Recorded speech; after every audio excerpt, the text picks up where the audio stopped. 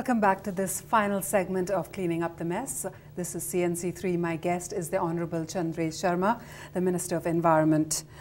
Mr. Sharma, let's talk about disaster planning and response. Given the recent floods, there was a bit of the ODPM was not very well received. There seemed to be a little bit of chaos and local government had to step in. Tell us more about how it would work if there's another flood tomorrow. Where do people go and how do you go about saving your possessions and saving yourself from such a situation again? Well, I think we have really have had a massive improvement from what obtained on the last occasion, on the first occasion that is.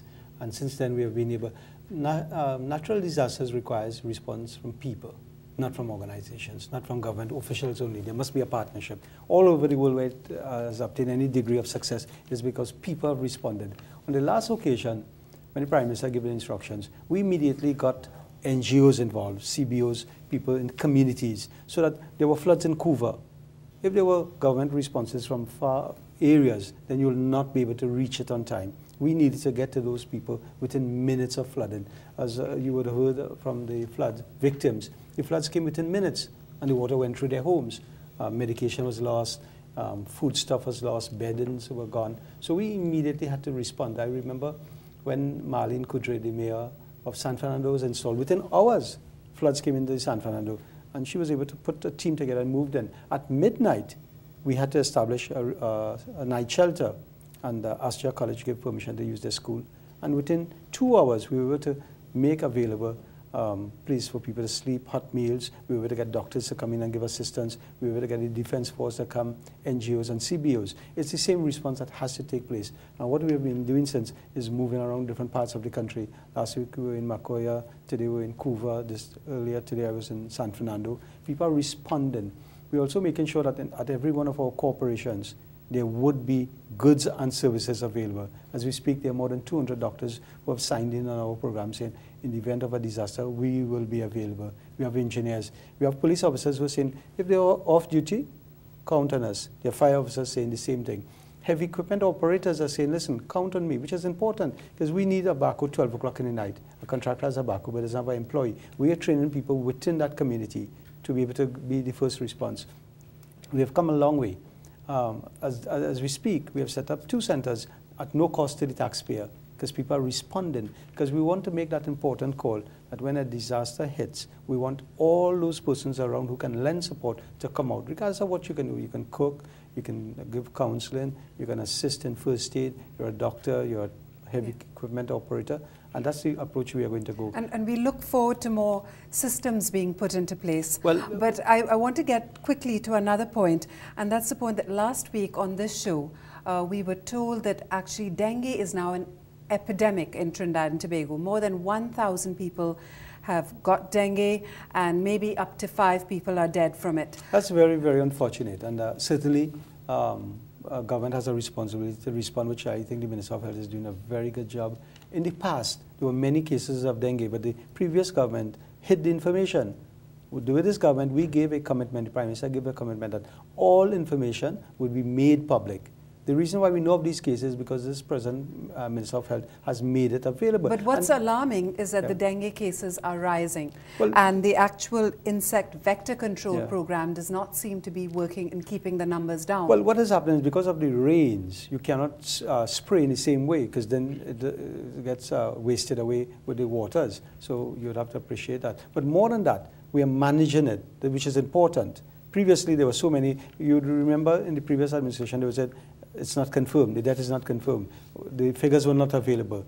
We have made the figures available because we want people to be alert, we want people to start taking charge of their surrounding, and we want them to draw to the government's attention where matters need to be attended to. Once we determine there's a case, once a case is established, we immediately move in there.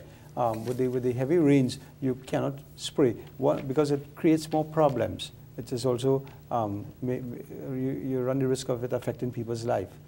Well, so, but hopefully you're going to find some way of containing the issue. Well, this fight is contained now. It is contained. The cases that we have identified have been treated with, as you would have read in the different hospitals. There's dedicated staff. We have increased the beds that are available. We have increased the doctors so that if you go to the hospital, within hours of getting there, once it is confirmed it is dengue, it's acted upon. You don't have to wait till tomorrow morning. Within hours of getting there. We are also making sure that medication is available. We are also making sure there's a follow-up. So we are no longer waiting for the patient to come to us anymore. Once the patient comes in and is established, we are responding. We are going to visit that patient. We are sending healthcare professionals. We are sending doctors. The doctors at the local health centers. So if you went to San Fernando Hospital or Portsmouth Hospital and you live in 20 minutes away or 20 miles away, a doctor will now follow up.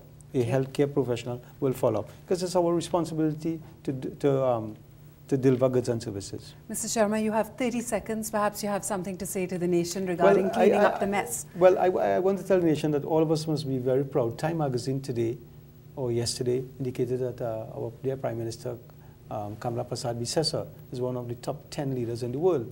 And this leadership can only add value to all of us. And we must be very excited. We must work.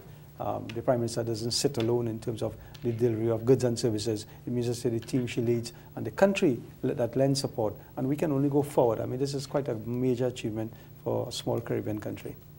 Mr. Chandresh Sharma, thank you so much for joining us today. Thank you very much. And that's where we wrap up. I want to thank Mr. Sharma for coming on. Guardian Media wants to know how you feel about our environment. How do you feel when you drive by the dump, see plastic bottles being washed up on our shores? Are you willing to make a change, to sort out your waste, to recycle? Are you already playing your part? We want to hear from you. Join our Facebook page, Cleaning Up the Mess. Email us on cleaningupthemess@guardian.co.tt. Dr. Munilal, our Housing and Environment Minister, has promised us that litter laws will be enforced. And for the next 8 weeks, now our panelists are calling for waste management bill and beverage bill so that the 100 million plastic bottles hitting our dumps each month can instead be recycled. Continue to do your part. Call Carib Glass to recycle your bottles in return for cash on 662-2231-7, extension 286. To recycle plastics, call Guardian Holdings, which has begun a pilot project for plastic recycling. Call them on 632-5433, extension 2059. As we go, I urge you not to litter, to recycle your paper, glass and plastics as much as you can and work towards creating a cleaner and greener Trinidad and Tobago. This is CNC3. I'm Ira Mathur. Have a great Sunday.